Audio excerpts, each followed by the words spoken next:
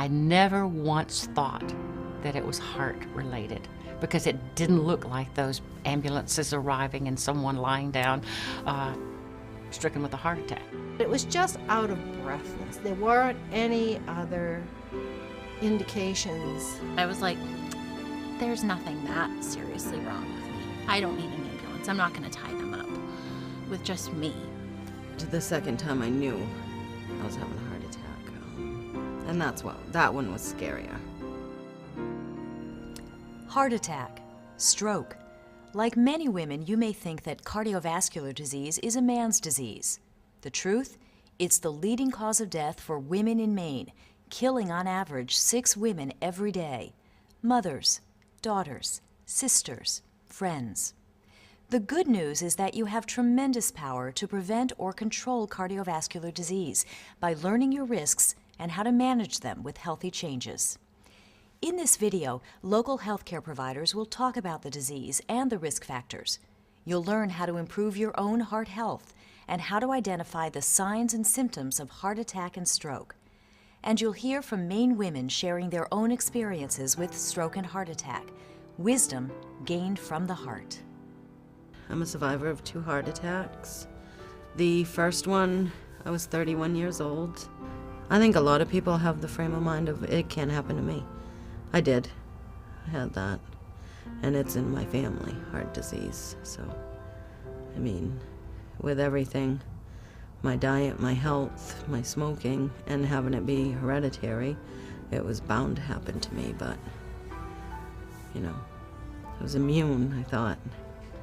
I'm 28 years old, and about 2 years ago, I suffered a stroke while home alone. I think there are a couple things that might surprise people about my stroke. Age, I think, is a big thing. I think that's the biggest thing, is just how can somebody so young have something like that happen to them? I think people just associate heart problems more so with men than they do with women. But ironically, it's more women a lot of times. I'm afraid that I had an incident which I did not even recognize as a heart problem. Believe it or not, I don't smoke. I could stand to lose a few pounds. Didn't have unusually high cholesterol. I had none of the symptoms that I had read about or seen on television. And I had all the grandchildren, had 4 of them. And everything was fine until I tried to go to bed. And then I thought I had a lot of indigestion. I never once thought that it was heart related. I came down with symptoms and had coronary artery bypass surgery in a week. And I did not have high blood pressure. I'd never smoked. I,